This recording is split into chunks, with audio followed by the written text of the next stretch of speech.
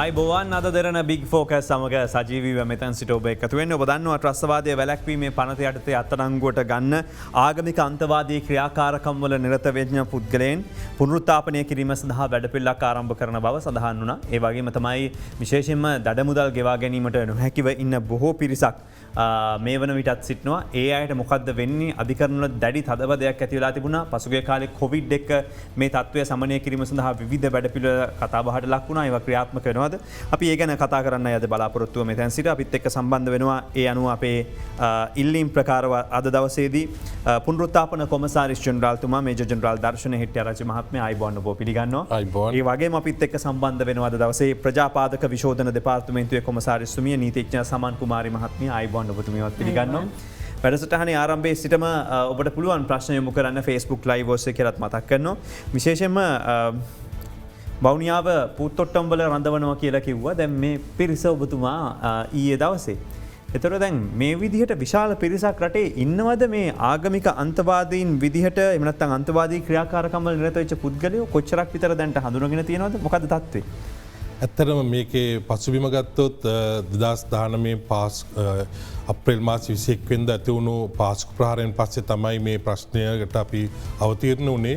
පාස්කු ප්‍රහාරයෙන් පස්සේ ඒකට සම්බන්ධතාව තිවිච්ච බොහෝ දෙනෙක් අත්අඩංගුවට ගත්තා ඒ අදාළ නීති අංශ මගින්. ඒ අයගෙන් දැනට මේ සම්බන්ධව ඉඳුරාම වගකිය යුතු අය යට සම්බන්ධ සාක්ෂි සහිතව තියෙන අයට නඩු මාර්ගෙන් කටයුතු කරන්න ඒ අවශ්‍ය නීති ප්‍රතිපාදන හදලා ඒ කටයුතු කෙරීගෙන යනවා. මම හිතන්නේ මේනකොට ගොඩක් දුරට ඒ පරීක්ෂණ කටයුතු නිම වෙලා තියෙනවා. ඒකම දැන් මේ පරීක්ෂණ කටයුතු කරන්න ගිය අතරදී මේ පාස්කු ප්‍රහාරයට සම්බන්ධව කියන්නේ වක්‍රාරයෙන් සාකාරයෙන් සම්බන්ධ සහ ඉතාමත් මද වශයෙන් සම්බන්ධතාවය තිබිච්ච අය පිරිසකුත් ඉන්නවා. ඒ අයවත් මේ පරීක්ෂණ කටයුතු වලට අවශ්‍ය නිසා රඳවාගෙන හිටියා රිමාන්ඩ් ගත කරලා තිබුණා ඒ කට්ටියව. ඉතින් එතනදී තෝරාගත්ත පිරිසක් නැවත ඒගොල්ලෝ නඩු මාර්ගයට යවන්නේ නැතුව නඩු මාර්ගයට ගිහිල්ලා සිරගත කිරීමක් වගේ දෙයක් වෙන්නේ නැතුව ඒ අයට තියෙනවා පුළුවන්කමක් තියෙනවා ඒගොල්ලන්ට අධිකරණයට ඉදිරිපත් කළාන් පස්සේ ඒ වරදේ ස්වභාවය අනුව ඒ අයව පුනරුත්ථාපනයට යොමු කරන්න මහේස්ත්‍රාත්තුමාට ඒ බලය තියෙනවා. ඒ අනුව අධිකරණයෙන් දෙන නියෝග මත මහේස්ත්‍රාත්තුමා වරදේ ස්වභාවය සලකලා බලලා ඒ අය පුනරුත්ථාපනයට යොමු කිරීමට සුදුසුයි කියලා හිතන අයව පුනරුත්ථාපනයට යොමු කිරීමට තමයි මේ සැලසුම් කරලා තියෙන්නේ.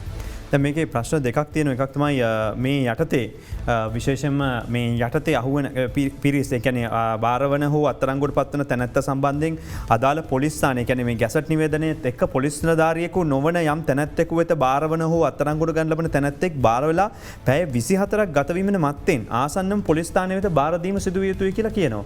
ඒක තමයි නීතිය. ඒ අනුව තමයි කටයුතු වෙන්න ඕනේ. ඒතර කාටද මේ බාරවීම වෙන්න පුළුවන්? සාමාන්‍යයෙන් එවැනි දෙයක් තියෙනවා නම් එහෙම නැත්නම් බාර කරනවා නම් කොහොමද වෙන්න පුළුවන්? ඒක පොලිසියට පොලිස් ස්ථානයට බාර කරන්න පුළුවන්.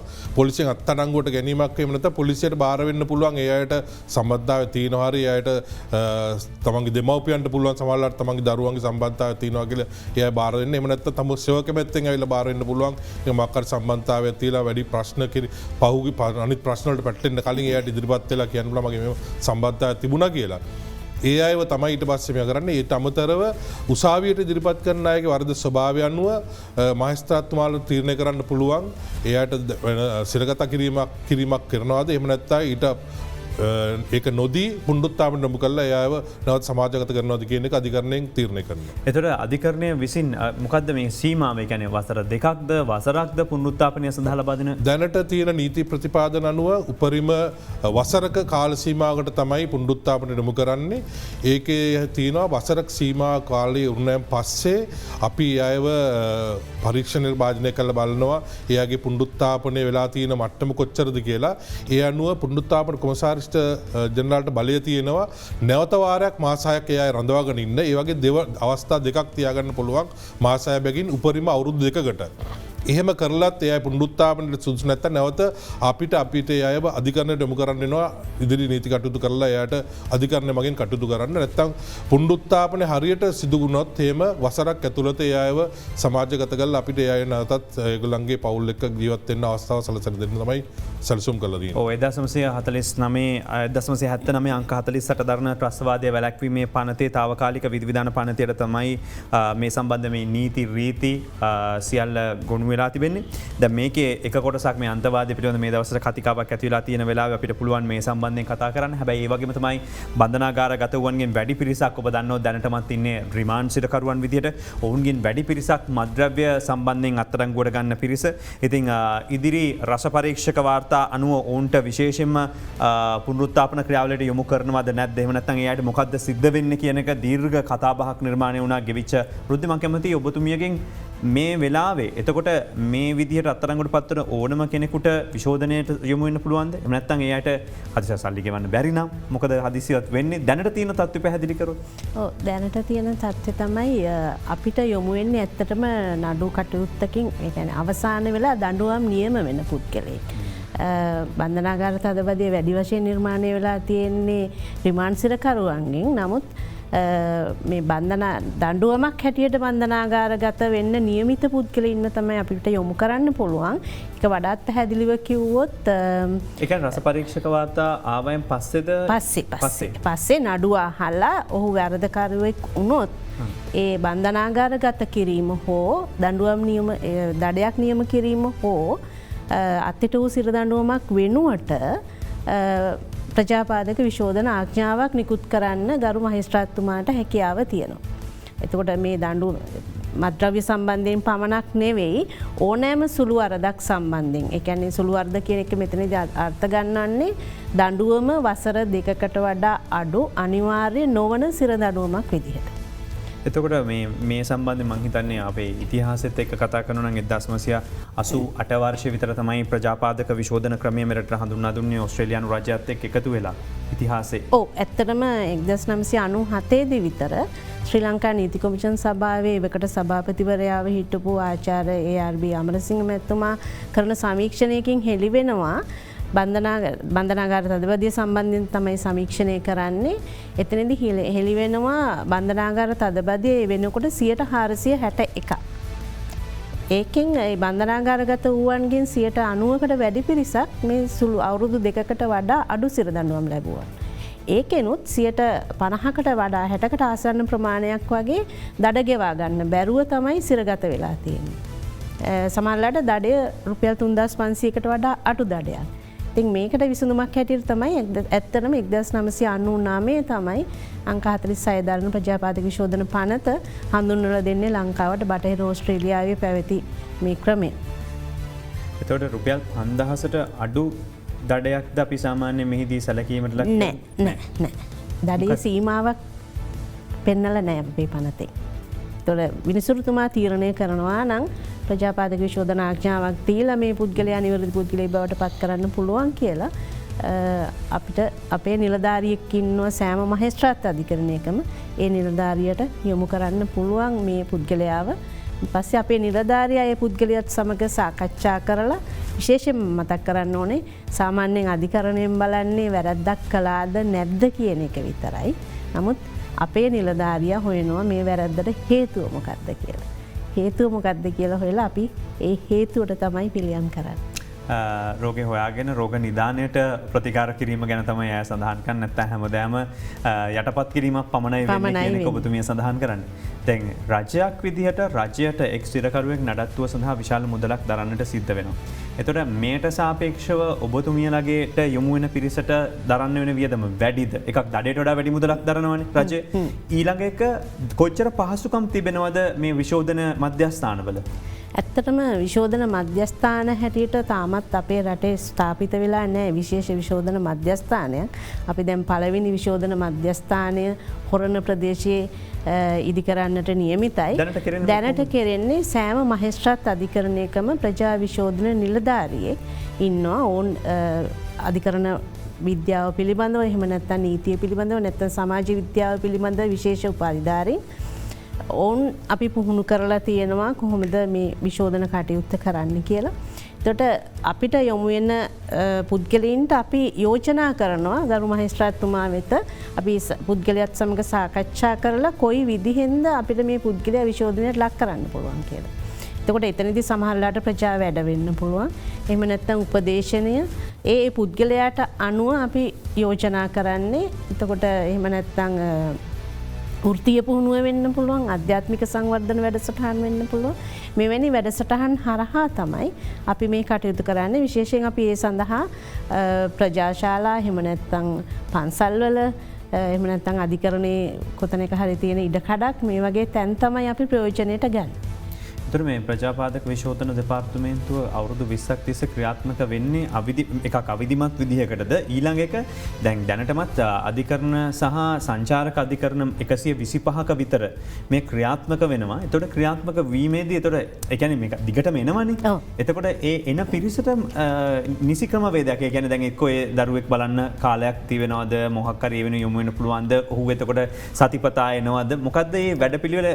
ඔව් ඇත්තටම දැන් ප්‍රජාපාදක විශෝධනයට යොමු වෙනවා කියන්නේ අපි ඔවුන් කිසිසේත්ම කොතනකවත් නේවාසිකව රඳවා ගැනීමක් කරන්නේ නැහැ.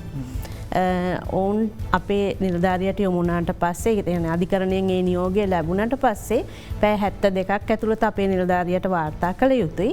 ඉන් පස්සේ ඔහුට ඇයට පුළුවන් ඔවුන්ගේ එදිනෙදා රාජකාරී ඒ පවුල් ජීවිතය විධිමත්ව පවත්වාගෙන යන්න අපිට යොමු වෙන්න ඕනේ. අඩුම තරමින් දැකැන සතියකට පැය 10ක් හෝ 24ක් දක්වා අතර ප්‍රමාණයක් තමයි නියම වෙලා තියෙන්නේ අප වෙත යොමු වෙන්න ඕනේ. එතකොට අපි මේ වැඩසටහන් කරන ප්‍රමාණය අනුව අපි ඔවුන්ව මේ පැය ගණන අපේ වැඩසටහන් වලට යොමු කරව ගන්නවා. පුණුත්තාපර කොපසාර ජනරාල්තුමා දැන් ඔබතුමාලත් විශෝධන මධ්‍යස්ථානයකටම එහෙමනම් මේ අන්තවාදීන් විදිහට එන පිරිසත් මේ වගේ ක්‍රමවේදයකට යන්න බැරිද? ඒ කියන්නේ සතියකට පැය ගණනක් සමහර විට ඔහු ඇයගේ රැකියාව සිදු කරන ගමන් සමහරට දැන් මේ අන්තවාදී අදහස් වලින් පිරිච්ච පිරිස් දැන්ට රැකියා කරනවා වෙනම රැකියා ස්ථානයක ඉන්නවා. ඒතර මේ විදිහ ක්‍රමවේදයකට යන්නේ නැතුව මේක මධ්‍යස්ථානටම ගෙනියන්න ඕනද? මොකද්ද තියෙන වෙනස මේකේ? එතනදී බලන්නේ දැන් අදුකරු මහේස්ත්‍රාත්තුමාලා බලන්නේ වරදේ ස්වභාවය බලන්නේ. ඒ ස්වභාවය අනුව තමයි තීරණය කරන්නේ මේක ප්‍රජා විශෝධන දෙපාර්තමේන්තුවට බාර දීලා එතනින් කරනවද නැත්නම් පුනරුත්ථාපන මධ්‍යස්ථානට යන්න ඕනද කියලා එයාගේ වරදේ ස්වභාවය වැඩි නම් පුනරුත්ථාපන මධ්‍යස්ථානට යවන්න කියලා මහේස්ත්‍රාත්තුමා තීරණය කරනවා සාමාන්‍යයෙන්. ඒ අනුව තමයි ඒක තීරණය වෙන්නේ. ප්‍රශ්න තිබෙනවා නම් ඔබට අපි යොමු කරන්න කියලා කිව්වා. විශේෂයෙන්ම මේ අන්තවාදය සම්බන්ධයෙන් ඉගැන්වීම් පිළිබඳව ප්‍රශ්න යොමු වෙනවා. ඒතකොට අහන්නේ දැන් මධ්‍යස්ථාන මේ අන්තවාදී ඉගැන්වීමක් විශේෂයෙන්ම ආගමික අන්තවාදය. මේ අයට සාමාන්‍ය ක්‍රමවේද යටතේ පුනරුත්ථාපනය වීමට හැකියාවක් නැහැ. එය ආගමික විශ්වාසයන් එක්ක තමයි ඒතකොට ඒ වෙනුවෙන් යොමු වෙන්නේ. ඒතකොට ඔබතුමන්ලා සතුව එවැනි පිරිස් ඉන්නවද? පුහුණුවලත් අය ඉන්නවද? මේක තවත් යුද හමුදා පුහුණුවක් වුණොත් ඒක සාර්ථක වෙන්නේ නැහැ. ඒ සම්බන්ධ විමසීමක් තියෙනවා. ඇත්තට දැන් හැම කෙනෙක්ටම තියෙන ප්‍රශ්නයක් මේ ආගමික අන්තවාදයට නොඹුරු වෙච්ච අයව පුනරුත්ථාපනය කරන්න අපි කොහොමද ඒ ගැන දන්නේ කියලා. ඇත්තට අපිට අමාරුයි අපි දන්නවා ඒක ඒ විෂය අපිට උගන්වන්න ගියොත් අපි ප්‍රශ්නයකට පැටලෙනවා. ඒ වුණාට අපි මේ වෙනකොටත් තෝරාගෙන තියෙනවා ඒ ආගම සම්බන්ධව විද්වත් කොටසක් ඒ පිළිබඳ හසල දැනුමක් තියෙන අය ඒ පිළිබඳ අත්දැකීම් තියෙන අය ඒ වගේම ඔය කිසිම දේශපාලන පක්ෂවලට හරි වෙනත් කණ්ඩායම්වලට හෝ වෙනත් කිසිම දෙයකට සම්බන්ධ නොවී ස්වාධීනව කටයුතු කරන පුද්ගලයන් ප්‍රමාණයක් අපි තෝරාගෙන තියෙනවා. ඒ අය තමයි විශේෂයෙන්ම මේ ආගමික අන්තවා ඒගායට මෙතන අපි තේරුම් අරන් තියෙන විදිහට මේ අය ආගම වැරදි විදිහට වටහා ගැනීමක් යම්සි දුරටලා කියන එක තමයි අපි විශ්වාස කරන්නේ.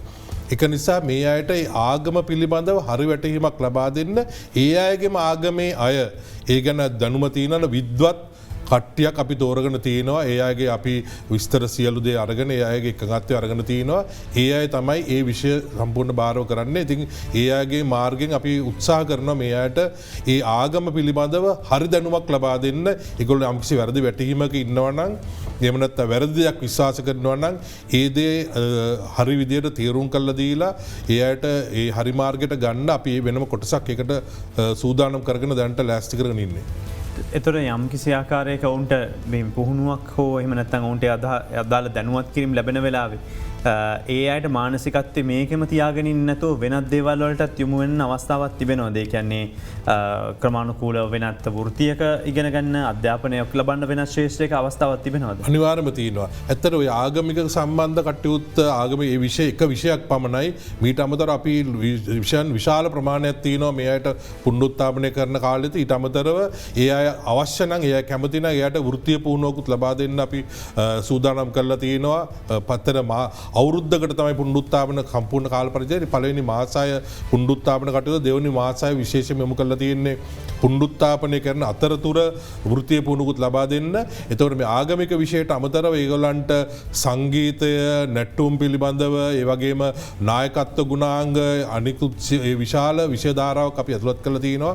ඒ අයගේ මනස හරිගස්සන්න, ඒ වගේම ඒ අයට යහපත් පුරවැසියට ඉන්න අවශ්‍ය කරන දැනුම ලබා දෙන්න අවශ්‍ය කරන විෂය පතයක් ගොඩක් පිලාස්ති කරලා තියෙනවා මේ පුනරුත්ථාපන කරන කාලය තුලදී.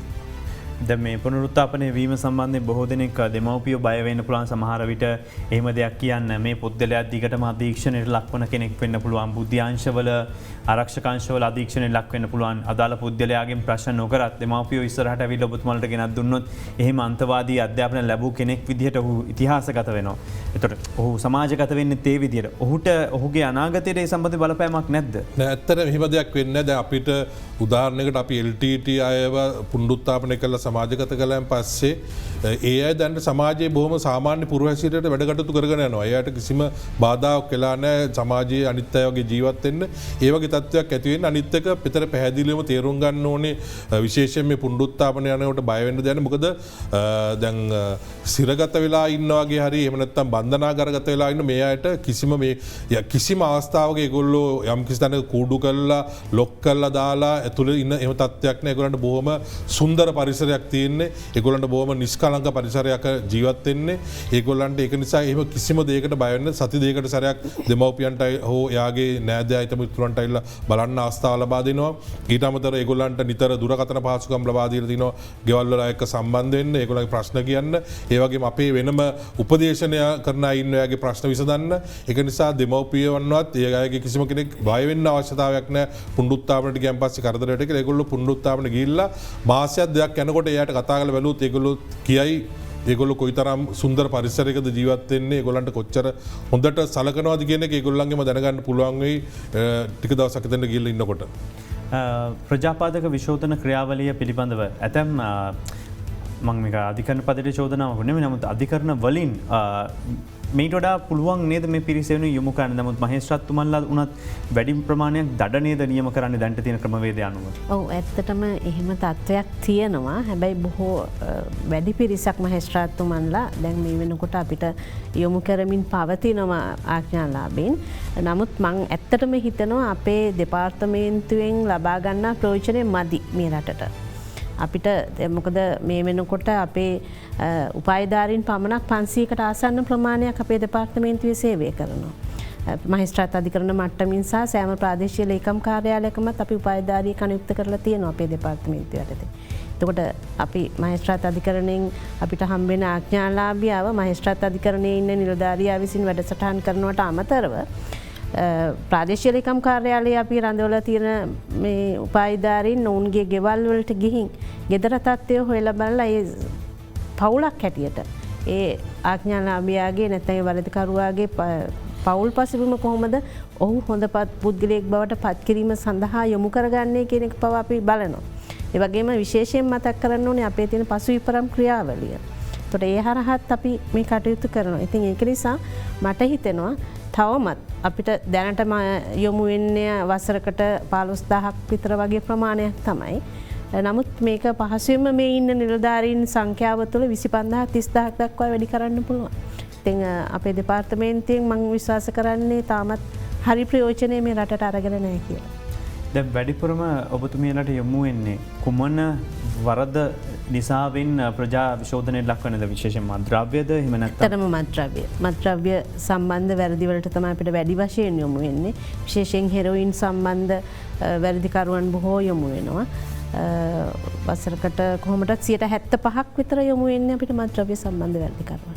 එතුට සාමානෙන් එහෙම කෙනෙක්ගේ තට රෝග මූලය හොයන බව ඔබතුමිය සඳහන් කර සිටිය. එතකොට එයාගේ පවුල් පසුබිමත් එක්ක ඇතිවන සමහර දරිද්‍රතාවය ආර්ථික අගහිඟකම් හින්ද තමයි ඔහු හෝ ඇය මේ වෙනුවෙන් යොමු වෙන්නේ. එතකොට නිකම් ව්‍යාපෘතියකින් ඒක කරන්න පුළුවන්. මොකද දැන් ඕක ඉවරලා ආපහු පාරක් යන්නේ ඒ විශෝධනයේ ලක්වන පුද්ගලයා ඒ තියෙන වටපිටාවටම තමයි වෙනත් වෙනකට නෙවෙයි. ඔව් ඇත්තටම විශේෂයෙන් අපි ගත්තොත් අපි හිතමුකෝ හෙරොයින් වලට යොමු වෙච්ච පුද්ගලයෙක් කියලා. අපි මෙතනදී ඇත්තටම මත්ද්‍රව්‍ය කියන්නේ මනෝවෛද්‍ය විද්‍යාත්මක ප්‍රතිකාර වලට ඔහු යොමු කරනවා. විශේෂයෙන් මෙහිදී සෞඛ්‍ය අමාත්‍යාංශයෙන් අපිට ලැබෙන සහාය මම ඉතාමත් අගය කරනවා. ඒ වගේම තමයි අපි කවුන්සලින් කියන්නේ උපදේශනය හරහත් ඔවුන්ට ඒ අවශ්‍ය සහයෝගය ලබා දෙනවා. ඒ මගින් අපිට හැකියාව ලැබිලා තියෙනවා බොහෝ විට 40%කට ආසන්න ප්‍රමාණයක හොඳ මට්ටමකට ඔන්න අරගන්න. මොකද මේ ඇබ්බැහිකාරී චර්යාවක් ඒක වෙනස් කරනවා කියන එක පහසු නැහැ. නමුත් අපේ නිලධාරීන් ඒක කරනවා. සමහර වෙලාවට අපිට සිද්ධ වෙනවා ගොඩාක් මේ මත්ද්‍රව්‍ය වලට ඇබ්බැහි වෙච්ච පුද්ගලයින් නම් වසර ගණනාවක් තිස්සේ ඇබ්බැහි වූ පුද්ගලයෙක් නම් අර විරමණ ලක්ෂණ පහව යන තෙක් යම් කිසි තැනක රඳවා තියන්න සතියක් හෝ දෙකක් ඒ අරුණාම අපි මේ මත්ද්‍රව්‍ය විකිනෙන මත්ද්‍රව්‍ය තියෙන පාවිච්චි කරන්න පුළුවන් සමාජයේම තියලා මත්ද්‍රව්‍ය පාවිච්චි නොකරන පුද්ගලයන් බවට පත් කරනවා. දැන් උදාහරණයක් විදිහට රජයේ රස පරීක්ෂක වාර්තාව ගත්තොත් 2018-19 සංඛ්‍යාලයක අනුව මත්ද්‍රව්‍ය සන්තකයේ තබා ගැනීම සම්බන්ධ නඩු තිබිලා තියෙන 114ක් පමණයි. අත්අඩංගුවට ගත් අයගෙන් 99ක් ආසන්න වශයෙන් ඒ කියන්නේ 3300ක රැඳවියන් සතුව තිබිලා තියෙන්නේ මත්ද්‍රව්‍ය ග්‍රෑම් 2.5 අතර ප්‍රමාණයක් පමණයි. තර මේ වරද ස්වභාවය කොතනද තියෙන්නේ ඇත්තට මේ සම්බන්ධයෙන්? කියන්නේ මෙතන එක්ක නීතිය ප්‍රතිසංස්කරණ සිදු විය යුතුද? මොකද්ද ඔබතුමියට හිතන විදිහට මෙතන සිදු විය යුත්තේ? ඇත්තටම මෙහෙම දැනටත් කතා බහට ලක් වෙන කාරණයක් තියෙනවා. මේ මත්ද්‍රව්‍ය සම්බන්ධයෙන් අත්අඩංගුවට ගන්න උන් අර අපි කියනවා 54 වගන්තිය යටතේ දානවා කියලා ඒ සන්තකයේ තබා ගැනීම සම්බන්ධයෙන්. එතකොට සාමාන්‍යයෙන් නඩු අහන්න වෙන්නේ මම හිතන්නේ හයිකෝට් එකෙන් ඒ වගේ කරුණු තියෙනවා. නමුත් මෙතනින් වැඩි ප්‍රමාණයක් අපි අඳුනගෙන තියෙනවා. පහුගිය මේ දවස්වල තිබුණු ප්‍රශ්නත් එක්ක මේ සම්බන්ධයෙන් විශේෂ අවධානයක් අධිකරණ අමාත්‍යාංශයේත් අපගේ රාජ්‍ය අමාත්‍යාංශයේත් අවධානය යොමු වෙලා මේ සම්බන්ධයෙන් ගොඩක් සමීක්ෂණ කටයුතු සිද්ධ වුණා. එතනදී බොහෝ විට මේ 80%ක් විතර වගේ ඉන්නේ ඇබ්බැහි වූවන්. ඉතින් ඒ කියන්නේ ඕන්ව මේ පනතේ 78 වගන්තිය යටතේ තමයි ඕන්ව යොමු කරන්න ඕනේ කියන එක. මේ දේවල් දැන් නිවැරදි වීගෙන යනවා. ඉදිරියේදී මම හිතන්නේ මේ මත්ද්‍රව්‍ය සම්බන්ධයෙන් නඩු කටයුතු සහ පුනරුත්ථාපන කියන මේ දෙයන්ශයෙන්ම මීට වඩාත් විධිමත් වැඩපිළිවෙලක් යටතේ ක්‍රියාත්මක කරන්න අධිකරණ අමාත්‍යාංශයත් අපගේ බන්ධනාගාර ප්‍රතිසංස්කරණ කටයුතු පිළිබඳ රාජ්‍ය අමාත්‍යාංශයත් කටයුතු කරගෙන යනවා. අපි කතා බහ අතරතුර කෙටි විරාමයකට යොමු වෙලා ඉන්න මේ අද දෙරණ බිග් ෆෝකස්. ඔයාලි අද දෙරණ බිග් ෆෝකස් සමග එකතු වෙන්නේ විශේෂයෙන්ම ආගමික අන්තවාදීන් විදිහට ඉන්න පිරිස යලි සමාජයට එහෙම ප්‍රශ්නයක් නොවන අන්තවාදී හැසිරීම් නැති පුද්ගලයෝ විදිහට සමාජගත කිරීම සඳහා විශේෂ වැඩපිළිවෙලක් ආරම්භ කර තිබෙනවා. ඒ ගැන අපි කතා කළා. ඒ වගේම තමයි ප්‍රජා විශෝධනයට ලක්වීමේ කොච්චර වැදගත්ද, වගේම දඬුවමක් සිරගත කිරීමක් එහෙම නැත්නම් දඩ මුදලක් නියම කරනවට වඩා මේ ක්‍රියාවලිය කොච්චර වැදගත්ද කියන එක අපි කතා කළේ. විශේෂ යමක් තිබෙනවා සඳහන් කරන්න. ඒක තමයි ඔබතුමීලාගේ පසුගිය දවසක කාර්ය සාධන වාර්තාව අධ්‍යයනය කරනකොට අපිට දැකපු දෙයක් තමයි විශේෂයෙන්ම ප්‍රජා විශෝධන ආඥාලාභීන්ගේ සහ අවදානම් සහිත පුද්ගලයන්ගේ පවුල් සංවර්ධනය කරනවා කියලා සඳහන් වෙනවා. ඒ කියන්නේ අදාළ පුද්ගලයා විතරක් නෙවෙයි පුද්ගලයාගේ පවුලත් සංවර්ධනය කරනවා කියන සංකල්පය. කියන්නේ ඒ කොහොමද සංවර්ධනය කරන්නේ? ඒතකොට කොච්චරක් ඉන්නවද? කොහොමද දැන්ටමත් 10000කට වැඩි පිරිසක්ට පහුගිය කාලේ මේක ආඥාලාභීන් ඉන්නවා කිව්වා. ඒතකොට හැමදේනම තෝරගන්නවද? මොකක්ද වැඩ පිළිවෙල? නෑ ඇත්තටම හැමදේනම නෙමෙයි. අපි ඇත්තටම යන්නේ එක පුද්ගලයාගෙන් පුද්ගලයාගේ අවශ්‍යතාවය අනුව තමයි කටයුතු කරන්නේ. එතකොට විශේෂයෙන් මං කිව්වේ අර සංවර්ධන නිලධාරීන් ඉන්නවා ප්‍රාදේශීය ලේකම් කාර්යාලවලට අනුයුක්ත කරලා ඔවුන් මේ ආඥාලාභීන්ගේ ගෙවල් වලට ගිහින් හොයලා බලනවා මොනවද ඔවුන්ගේ තියෙන අවශ්‍යතා කියලා. එතකොට මෙතනදී අපි හිතමුකෝ යම්කිසි වැරදි ඉපයීම් ක්‍රියාවලියකට යොමු වෙච්ච පුද්ගලයෙක් ඉන්නවා නම් අපි ඔවුන් එයින් අයින් කරගෙන ඔවුන්ට ඔවුන් වඩාත් කැමති රැකියාවක් හෝ එකැන කැමති නීත්‍යානුකූල රැකියාවක් හෝ එම නැත්තං වෘත්තිය පුහුණුවක් ලබාදීලා යම්කිසි සිවන් රැකියාවක් කරන්න අවශ්‍ය කරන මූලික ප්‍රාග්ධනය රුපියල් 50,000ක් දක්වා අපි අපේ දෙපාර්තමේන්තුවෙන් ලබා දෙනවා ස්වන් රැකියාවක් ආරම්භ කිරීම සඳහා. එතකොට ඊට අමතරව විශේෂයෙන් කියන්න ඕනේ අපි බලන්නේ ආර්ථිකමය පැත්ත විතරක් නෙමෙයි මේ ආඥාලාභීන්ගේ විශේෂයෙන් ගෙදරට ගියාන් පස්සේ දරුවන්ගේ තියෙන ගැටලු සමාජමය වශයෙන් ඔවුන්ට තියෙන ගැටලු පිළිබඳවත් අපි අවධානය යොමු කරනවා. එතනදී ඇත්තටම කිව්වොත් අපි මොවුන්ගේ ජාතික හැඳුනුම්පත සකස් කිරීමේ සිට නිවසක් සකස් කිරීම දක්වා වූ ක්‍රියාවලියට අපි දායක වෙනවා. විශේෂයෙන් එහිදී ඒක අපිට තනියම කරන්න පුළුවන් කටයුත්තක් නෙමෙයි.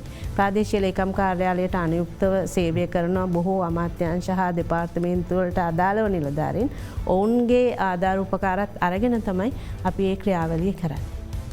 දැන් දරුවන් විශෝධනය කිරීමත් අයිති වෙනවද විශේෂම කුරුණෑගල පාසල් දරුවන්ගෙන් 60% විතර පහුගේ කාලයක එක චෝදනාවක් තිබ්බ මේ විශෝධන ක්‍රියාවලයකට යොමු කරන්න ඕන කියලා සමහර ප්‍රදේශවල. එහෙම දෙයක් තියෙනවද? ඒ වගේ දේවල් ගැනත් ඔබතුමීලා අවධානය යොමු කරනවද? දැනට ඇත්තටම අපේ පනතේ වයස් සීමාවක් පනවල නැහැ. නමුත් අපි සාමාන්‍ය මේ දක්වා අපි අවුරුදු 18ට වැඩි පුද්ගලයන් තමයි යොමු වුණේ අපේ විශෝධන ක්‍රියාවලියට. නමුත් අපි ඉදිරියේදී අපේ පනත සංශෝධනය කරන්න බලාපොරොත්තු වෙනවා අවුරුදු 16 වගේ වයස් කාණ්ඩවල ඉඳන් ඉහළට පුද්ගලයන් මේ සඳහා යොමු කරන්න. මොකද විශේෂයෙන් මේ මත්ද්‍රව්‍ය සම්බන්ධයෙන් මේ වයස අවුරුදු 15 16 වයසේ ළමයින්ගේ යොමු වීම වැඩි නිසා. විශේෂම කියලා තිබේ කුරුණෑගල නම් මේක 15 19 අතර කල අපේ 60%කට විතර මේ ප්‍රශ්න තියෙනවා කියලා. එවන් ප්‍රශ්නයක් දැනටත් අපිට සමහර අධිකරණ වලින් යොමු වෙනවා මේ අවුරුදු 15 වගේ වයස්වල කාණ්ඩවල ළමයින්.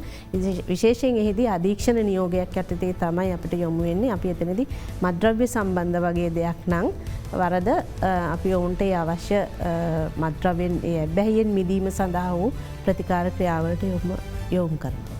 මේ පුනරුත්ථාපන ක්‍රියාවලිය දැන් කොවිඩ් එක ලොකු කාර්යභාරයක් ඔබතුමාලට තිබ්බ. දැන් ටිකක් පොඩි ස්පාසුවක් තියෙනවද නැත්නම් තාමත් පරණ විදිහමද ගිය අවුරුද්දේ තිබිච්ච තත්ත්වෙමද?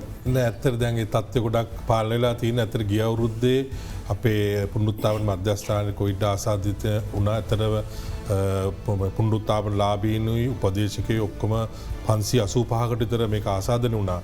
ඉතින් ඒක අපි බොහොම ක්‍රමවත් වැඩපිළිවෙලක් සකස් කළ එක පාලනය කරගන්න පුළුවන් වුණා. ඒ කාලේ ඉඳලා පහුගිය දැන් මාසයකට විතර කලින් අපි අලුතෙන් පුනරුත්ථාපනයට ගත්තේ නැහැ. මොකද අපේ ඇතුලේ තත්ත්වය පාලනය කළාට සමාජයේ තැන් තැන්වල තිවිච්ච නිසා ඒ ප්‍රශ්නේයි කියලා දැනට ඒ තත්ත්වය සම්පූර්ණයෙන් පාලනය කරලා තියෙන්නේ. නැවතත් අපි පුනරුත්ථාපන කටයුතු පෙර පරිදි කරගෙන යනවා. දැන් විශේෂම යුද්ධයත් එක්ක නේද යුද හමුදාව මේකේ කාර්යභාරයක් පුනරුත්ථාපනය වෙනුවෙන් යොමු වෙන්නේ. නමුත් දැන් එන්න දැන් අපිට යුද්ධෙකුත් නැති වෙලා මේ එන්නේ ගොඩක් සිවිල් කොට්ටාශ තමයි පුනරුත්ථාපනය කටයුතු.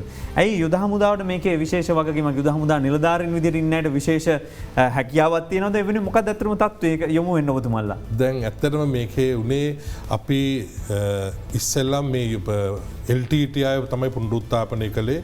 පුනරුත්ථාපන කොමසාරිස් ජෙනරාල් කාර්යාංශය ස්ථාපනය කළ 2006 වසරේ. ඒ කාලෙත් LTT එකේ හිටපු අය මේ බාර වෙච්ච අයව පුනරුත්ථාපන කටයුතු කරගෙන ගියා. ඊට පස්සේ මානුෂ්‍ය මෙහෙවර ඉවරුණෙන් පස්සේ 2009 12500කට ආසන්න ප්‍රමාණයක් රජයට බාර වුණා. LTT පිටු සමාජිකයෝ ඒක ඒ අයව පුනරුත්ථාපනය කරනකින් තමයි ඒක පටන් ගත්තේ.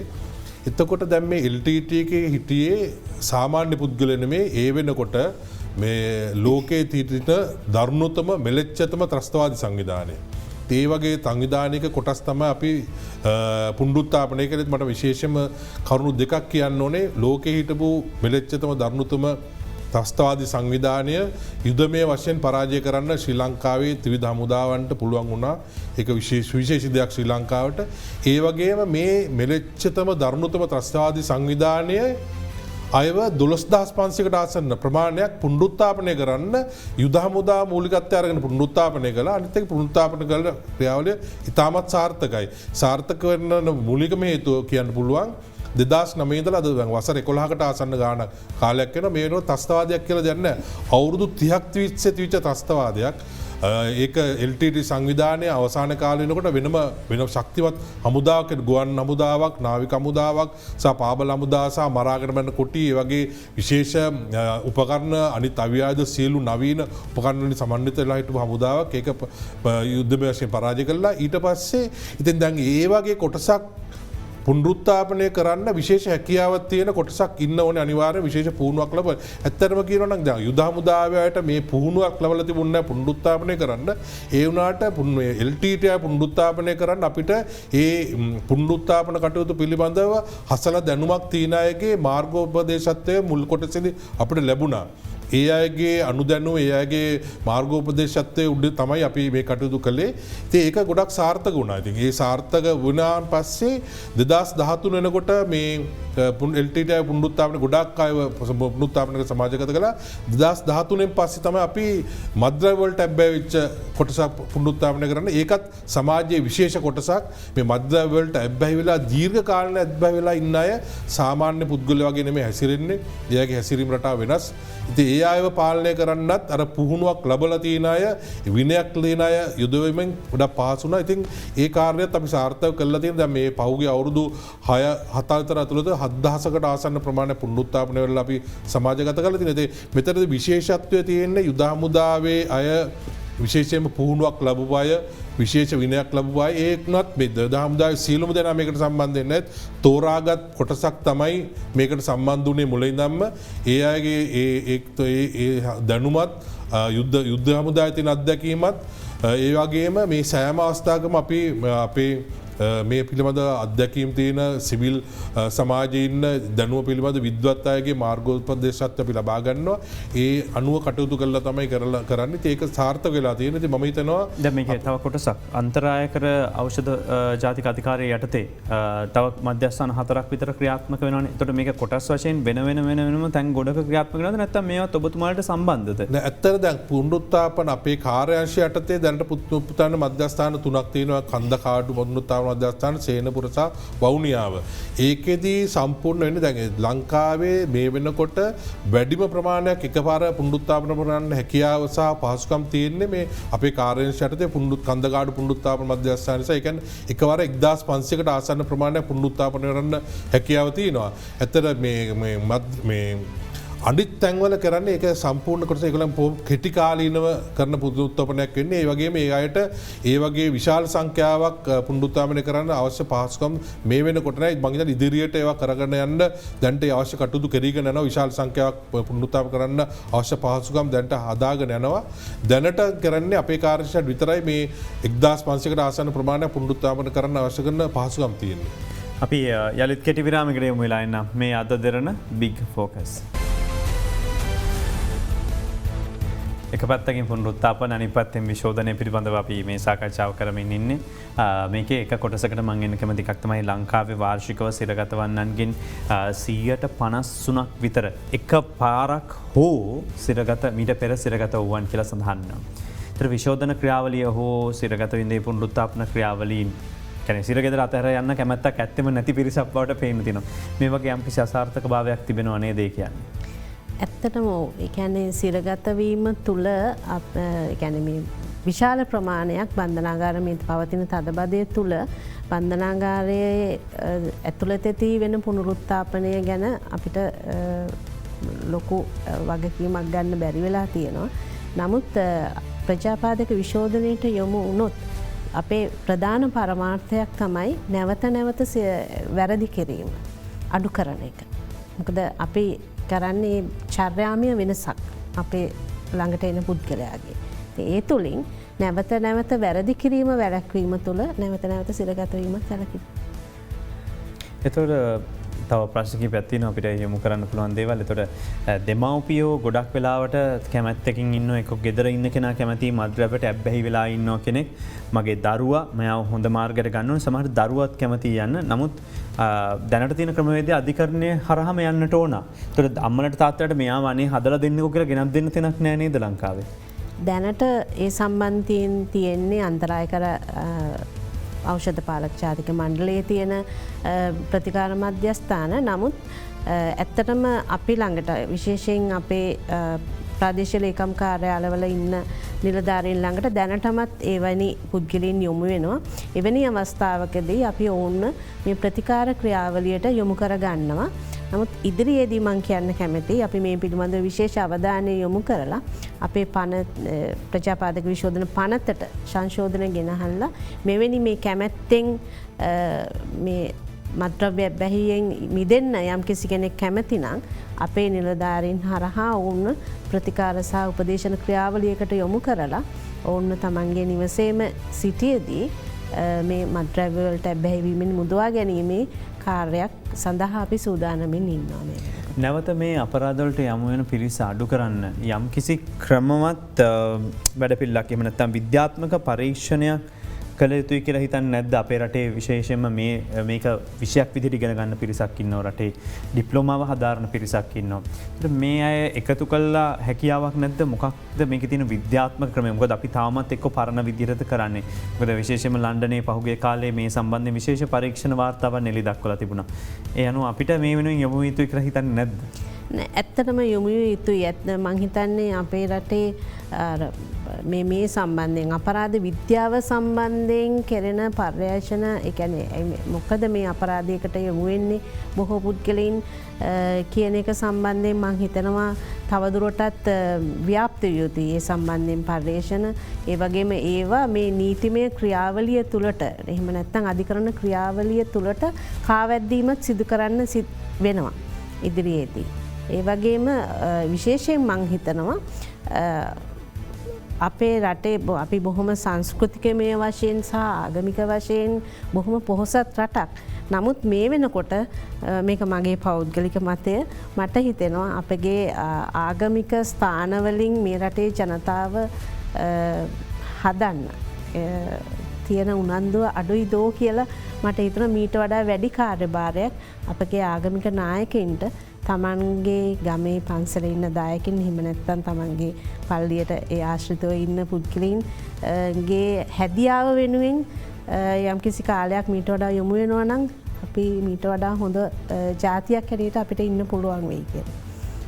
ප්‍රශ්නගත තත්ත්වයන් බොහොම එකට උත්තර වෙලා තියෙනවා. ඉතින් මේ ගොඩක් කට්ටිය කියලා තියෙන්නේ ගොඩක් වෙලාට මාධ්‍යත් පුනරුත්ථාපනයට ලක් කළ යුතුයි කියලා. අපි නෑ කියන්නේ නෑ. අපි නෑ කියන්නේ නෑ. ඒක කෙසේ වෙතත් මම කැමති මේ කමෙන්ට්ස් ඉතින් සාමාන්‍ය ජනතාව එහෙම හිතනවා. ඉතින් මේ ඒකම දැන් මේකේ වැදගත් දේවල් තියෙනවා. හැමදෙනාම මේ පුනරුත්ථාපනය කිව්වේ ගාම හිතන්නේ මානසිකව තියෙන්නේ පුනරුත්ථාපනය. මේක ප්‍රශ්නයක් අම්බෝ පුනරුත්ථාපනය වෙන්න යනවා. මේ කියන්නේ මිනිස්සයා ඉවරයි. මේක ඒ විදිහ සමාජයේ අනෙක් පුද්ගලයා මේ පුනරුත්ථාපනයේ ලක්වන පිරිස දෙස බලන විදිහ වෙනස් කළ යුතුයි. දැනුවත් කිරීම වැඩසටහන අවශ්‍යයි කියලා මම විශ්වාස කරන ඔබතුමා මොකද්ද මේ සම්බන්ධයෙන් අදහස? අනිවාර්යයෙන් මේක නොදැනුවත්කම නිසා තමයි ඒ අය ඔය විදිහට පුනරුත්ථාපනයට යොමු වෙන්න බය වෙන්නෙත්, ඒ දෙමව්පිය බය වෙන්නෙත්. ඇත්තට පුනරුත්ථාපනයට යොමු වෙච්ච කෙනෙක් බොහොම විනයගරුක සමාජයට වැඩදායි සමාජයට යම්කිසි යහපතක් කරන කෙනෙක් හැටියට තමයි එළියට එන්නේ අනිවාර්යයෙන්ම. ඒ විදිහට ඒ පුද්ගලයාගේ මනස හරිගස්සන අවුරුද්ද කාලයක් ඇතුළත. ඉතින් ඒ පුනරුත්ථාපනයට යොමු වෙන එක ගැන කවුරුත් එකක් පුනරුත්ථාපනයට යොමු වෙන කෙනෙක් බය වෙන්න ඕනෙත් නැහැ. එතනදී ගිහිල්ලා ඒගොල්ලන්ට කරදරයක් වෙයි කියලා අනවශ්‍ය විදිහට පීඩනයක් ඇති කරගෙන එහෙම දෙයක් වෙන්නේ නැහැ. ඒ වගේම පුනරුත්ථාපනයට යම් කිසි කෙනෙක් යොමු වුණා කියලා ඒ පිටස්තර අය කලබල වෙන්න ඕනෙත් නැහැ. මෙයා පුනරුත්ථාපනයට යොමු වෙලා පුනරුත්ථාපනයට යොමු වෙච්චනවා කියන්නේ එයා කලින් හිටියට වැඩිය අනිවාර්යයෙන්ම හොඳ පුද්ගලෙක් වෙලා එළියට එන්නේ. ඒක අපි බොහොම විශ්වාසයි. අපිට ඒ වගේ ක්‍රියාදාමයකට යොමු වෙලා එළියට එන්නේ. ඒ කියන්නේ ආගමික වශයෙන් එයාගේ අනිත් දැනුම වර්ධනය කරන්න, එයාගේ ගතිගුණ වැඩි වෙනස් කරන්න, දවසේ අනිත් සමාජයේ හැසිරෙන විදිය, පෞල් ජීවිතය ගත කරන විදිය, ඔය ආදි වශයෙන් සියලු දේ ගැනම එයාට යම්කිසි අවබෝධයක් ලබා දෙනවා පුනරුත්ථාපන කාලය තුළදී. ඒක නිසා කිසිම කෙනෙක් බය වෙන්න අවශ්‍ය නැහැ. විශේෂයෙන්ම දෙමව්පිය බය වෙන්න අවශ්‍ය වෙන්නෙත් නැහැ. පුනරුත්ථාපනයට යොමු වෙන අය බය වෙන්න අවශ්‍යත් නැහැ. මේකෙන් අපිට කරදරයක් වෙයිද කියලා. මේක විශේෂ හොඳම උදාහරණය තියෙන්නේ LTT සංවිධානයේ එක්ක යුද්ධය කරපු අපේම කොටස් පුනරුත්ථාපනයට ආයන් පස්සේ එයාගේ උපදේශක හැටියට යුද හමුදාවේ අය.